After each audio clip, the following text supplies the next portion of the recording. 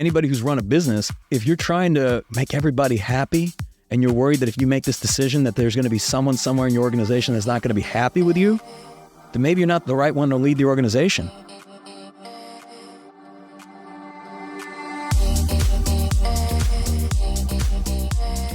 I'm Michael Mogill, founder and CEO of Crisp, the nation's #1 law firm growth company. I've built my business through practice, not theory. Crisp started with just $500 to my name and has grown to over 8 figures in revenue over the last few years, earning a spot on the Inc. 500 list of the fastest growing private companies in America. Our approach has been to take everything we've learned about generating massive growth within our own organization and help the country's most ambitious and committed law firm owners do the same for theirs. In each episode of this podcast, I sit down with innovative market leaders from the legal industry and beyond to learn from those who thrive in the face of adversity, challenge the status quo, and define what it means to be a true game changer. This is Jessica, Head of Coaching Strategy at Crisp, and today we're flipping the script for another special edition episode to get Michael's take on why we learn more from our losses than our wins, how to strike a balance between pursuing future goals and feeling pride in past and present accomplishments, and why our goals and desires are subject to evolution. What you're going to do next should always be greater than what you've done previously, and that's motivating and exciting. It doesn't mean you should know how to do it, because chances are if you're pursuing something that's ambitious or a large goal or some sort of large target, you may have never done it before, otherwise it wouldn't be ambitious, and it's going to come with a lot of unknowns as to how you get there and how you achieve it. That's coming up on the Game Changing Attorney podcast.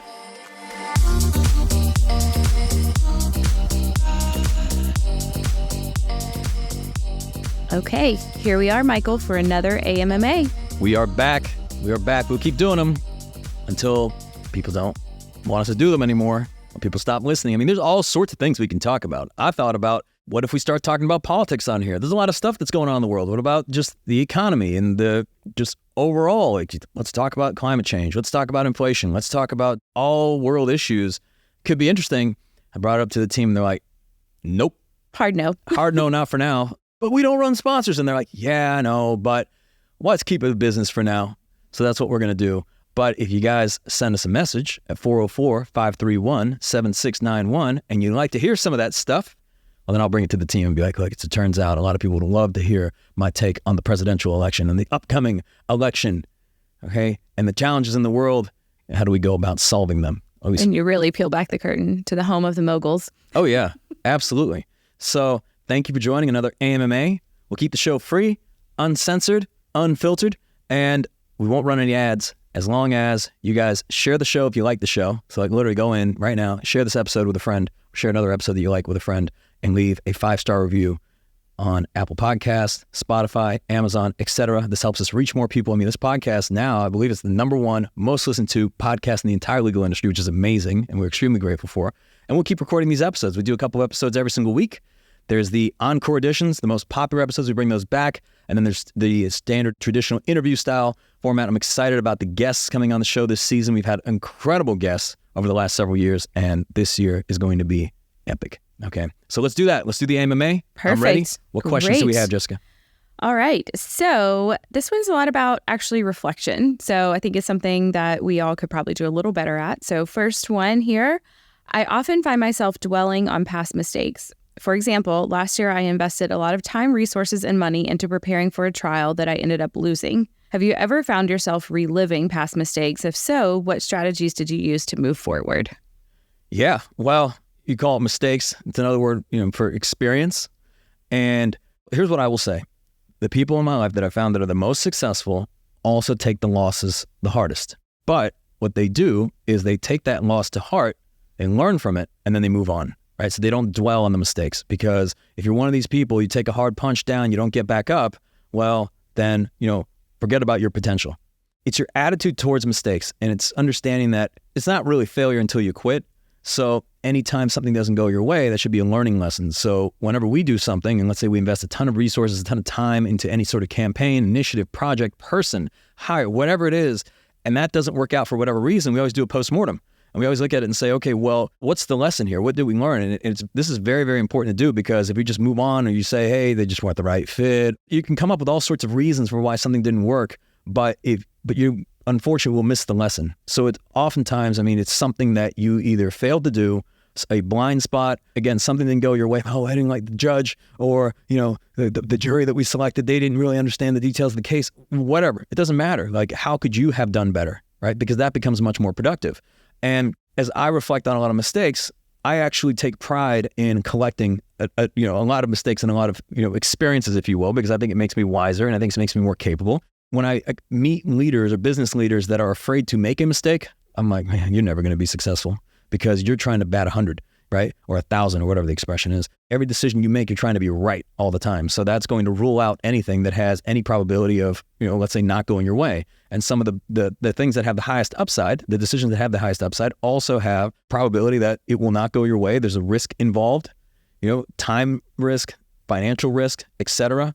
So reflecting on these experiences is important because you can always take away the learning lessons, which can then set you up for the next decision. But then at the same time, it's being willing to do it, willing to make those decisions. Some of the best trial lawyers that I know have had crushing defeats. And that's what's given them now the experience and confidence every time they go into the courtroom. And someone who has the perfect record and saying, oh, we've never lost a case ever. Well, maybe that's because they're only picking and choosing the cases that have 100% success rate, and they're not taking on the tough cases that would actually build up their skills and build up their capabilities and create that level of true confidence. So rather than just trying to protect your downside, really consider the upside too. And to just realize that, like, welcome to the club. Now you're one of us, somebody who has made a tremendous mistake. I mean, I can correlate the two in business as well. The greatest failures, if you will, or let's say the greatest learning lessons of things not going their way. Their business blows up. They have a mass exodus of people. They invest a ton of money. They lose a ton of money. And then they rise up from that. Generally, that's also correlated with some of the most successful people because we all have war stories. And those that do not have those stories, well, they didn't play the game at a very high level. They were just gambling $5 chips and wondering why they never left the table with $1,000, right? Well, because they're just playing too small. So they're instead of trying to win big, they're trying to lose small. Mm-hmm. It's also like sales. The people who sell the most also get rejected the most. Absolutely. You got to put yourself out there. You got to get the reps out there. You have to experience the losses. You have to learn from them because the learning part is very important. A lot of people just make mistakes and then they say, well, if I just fail all the time, then I'm just going to get better. Not necessarily. You actually have to take the learning lesson from that and then change your behavior going forward. Because you can say, oh, okay, well, it wasn't my fault. And then you go into the next thing, guess what's going to happen? Same thing again. And if you're repeating the same mistake over and over again, well, then you're just not learning. That's it. All right. Moving on to the next one. So I have watched your journey and admire your relentless drive, but as I strive for my own success, I wonder, how do you maintain that delicate balance between pursuing future goals and feeling pride in past and present accomplishments? Yeah, I think one supports the other. So it's important to reflect on the past accomplishments to essentially build confidence to make the future decisions. And again, what you've done previously is great. It should be the stepping stone for what you're going to do next. But what I see with a lot of entrepreneurs is that they're patting themselves on the back for what they did in past years, right? This is where you get into like the high school jocks, from the varsity. They're still wearing, their Letterman jackets saying, hey, remember how cool we were back in high school? Or, same thing with college. Remember, you don't want to peak in the past. I think the lowest form of conversation between two people is remember when. So it's important to be able to have those successes and also actually celebrate and appreciate those wins and the things that you learned. But there's also this idea that your future should always be greater than your past. So what you're going to do next should always be greater than what you've done previously. And that's motivating and exciting. It doesn't mean you should know how to do it, because chances are if you're pursuing something that's ambitious or a large goal or some sort of large target, you may have never done it before, hopefully, otherwise it wouldn't be ambitious. And it's going to come with a lot of unknowns as to how you get there and how you achieve it. So that's the exciting part. The exciting part is the journey of figuring it out. It's not the actual achievement itself. I mean, the achievement, it's nice for a little bit. This is also why, when you talk to coaches who win the Super Bowl or like college football championships, national titles, they're excited obviously when they win, but what they really reflect on that was fulfilling was the journey of getting there, like building that team, how they practiced, like the lessons they learned, just navigating that entire season. That's always the most exciting part. The win is great, but then you wake up the next morning and what's next, right? And they always ask Tom Brady, it's like, hey, what was your favorite Super Bowl? And he's always like, well, the next one. Because it's understanding that the true joy comes in the pursuit, not so much reaching that destination. Sometimes reaching the destination is a pretty empty feeling, but it's the actual journey itself. So reflecting is important, but always making sure that you're setting bigger and bigger goals so that you're constantly excited, motivated, and that you're not stuck on, here, remember what I did, and you get in the torn rotator cuff, everyone patting themselves on the back. All right. And let's close it out with our third one here. So I have faced situations where I had to make tough decisions that impacted my team negatively. It's been tough to handle their disappointment. Have you had to make such calls, and how do you navigate it? Yes. So you had to make a tough decision that not everybody liked? I mean, When you say it that way. welcome to running a business. I mean, what's the quote by Nick Saban? It's like, you want to make everybody happy, sell ice cream.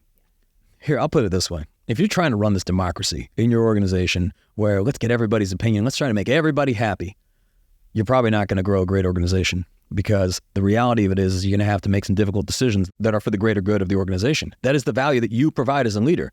Like, you are paid for your judgment and not your time. So you being able to exercise good judgment is obviously understanding that there's going to be some people you're going to make happy. There's going to be other people that you don't make happy, sometimes in the short term, sometimes even in the long term. But is this going to be a decision that makes the organization more competitive and allows everybody to be able to thrive long term? It's such an interesting question. And I say interesting because I want to say silly and ridiculous, because I mean, it's just what it is. I think anybody who's run a business, if you're trying to make everybody happy, and you're worried that if you make this decision that there's going to be someone somewhere in your organization that's not going to be happy with you, then maybe you're not the right one to lead the organization. Maybe you're not built for this. Maybe you don't have the stomach for it. Or maybe you're one of these people that's shaking your head as I'm saying this and saying, well, Mike, you don't understand. I make decisions where everybody buys in. And I'm like, what do you have, like 2 people in your company? Like, everybody buys in? I mean, I'll give you an example, right? Let's say, we decide to host this big conference. I know we talked about it. This is the one we did in 2022. It was at Mercedes-Benz Stadium. It was a massive, massive event, right? It's exciting. But then you go internally in the organization and you realize that, well, this is going to demand a lot of people, right? So there's going to be certain projects and initiatives and programs that we had to put on hold, okay? Operations team wasn't too thrilled about that. Marketing team is being stretched tremendously. Sales team is being stretched. Production team, we've got to put out more content than we ever have leading up for this event. They're stretched. There's going to be people on every single one of these teams. It's like, it's like, it's cool that we're doing this big event, but I'm not happy with the additional workload or the time constraints or whatever. And because what? Because they're unhappy, we're just not going to do it? Like, I mean, that would be silly. So that's why you exist as a leader. The idea is that you're charting the course. So you have this vision that you want to achieve, and there has to be, some sort of path to get there. And you have to be able to provide certainty, perhaps in times of uncertainty. And when you do so, you're going to make some people unhappy. Yeah. Because they're not seeing it the way that you are. I mean, sometimes you get a bird's eye view of things and you can step away from the business. You have a lot more clarity that you can see, okay, if we do this, then it's going to lead to this. And you consider the second order and third order consequences of things. And you say, okay, well, now I believe as a result of evaluating this, that making this decision is going to make us more competitive and a more competitive law firm going forward into the future. Okay, great. So you made a decision that you believe is better for the organization long term. Not everyone's going to see it that way because not everybody has the same amount of information. Not everyone sees it from the same perspective. Sometimes they see it specifically from their department, and it may not have a positive impact on them immediately. Sometimes it'll have a negative impact, and they're not going to be happy. But, I mean, you just got to learn and live with it. And again, providing context is helpful. And we did a whole episode on this of providing context, making sure people understand the why. Like, you don't want to just make decisions and then have people questioning every single thing that you're doing. But even when you do those things, there's going to be people that don't agree with everything you're doing. I mean, I would say on average, I don't know, maybe 50, 60, 70, 80% of the things that we've done over the years, not everyone has agreed with, maybe 100%. We have 140 people in the company, right? This idea that everybody agrees with every move we make, absolutely not. I don't know that needs to be the case either. But I think a good barometer is, we want to have about 80% of the organization aligned with any given decision, because you don't want 80% of the organization against you. I mean, that would be silly. Then how are you guys going to get anything done? But it's also understanding who you're speaking to, and it's oftentimes speaking to the 80% versus speaking to 100% of people and saying, I want to get every single person to agree with me. And it's something Cy Wakeman I learned very early on with is not everyone's opinion weighs the same. Yeah. I used to harp on that and be like, oh God, this person's not happy or they're not going to be on board with this. And I'm like, am I changing everything for this person? Yeah. I mean, I'm trying to think of scenarios I can give too. There was a conference years ago where we wanted to put the cars up on stage, and then we actually wanted to bring some of our clients up on stage too. In order to do that, the weight limit of a traditional stage would not hold that, it would just collapse. That load, yeah. So we had to invest, and when the AV company hit me with the quote, and I think it was like over $15,000 to reinforce the stage to be able to support the weight of cars and humans that would be up on stage. Now, certain members of the team were like, man, why are we spending $15,000 to reinforce the stage? That money should go to us. It should be raises, right? Well, that's fine to have that opinion, but obviously it would enable us to provide a certain experience at the event that we weren't able to have previously. The other thing is, look, we could pass out $100 bills to everybody at the company, and there's going to be some people that say, why did I get 100, not 200? Or why did this other person also get 100? They've been here for 3 days. I've been here for 3 years, right? So you're not going to make everybody happy, but hopefully you realize this on your first day of business, okay? And if you're still realizing, you better come to terms with it. Now, you're not having to do things with any blatant disregard for anyone. It's just the fact that the whole point of the value that you offer is that you are making decisions on behalf of other people. And if you're one of these people that makes decisions by committee of like, hey, let's have everybody vote on it. Or let me take it to the partners. And we're going to have like 5 or 6 people agree on every decision. Can you imagine how slow progress you would make? And then also you're going to hit stalemates. There's going to be some people that just don't agree because everybody comes at it from different motivations and different experiences. Some people are more focused on growth. Some people are more focused on relaxing and chilling. They want to pull money out. They want to be done today. Others are focused on the future. So you're not going to make everybody happy, but that's the value you provide of somebody making a decision and being able to move forward. I remember there's this great clip in the movie Lone Survivor when the SEALs, they're up on that hill and they're trying to decide because they've captured this guy.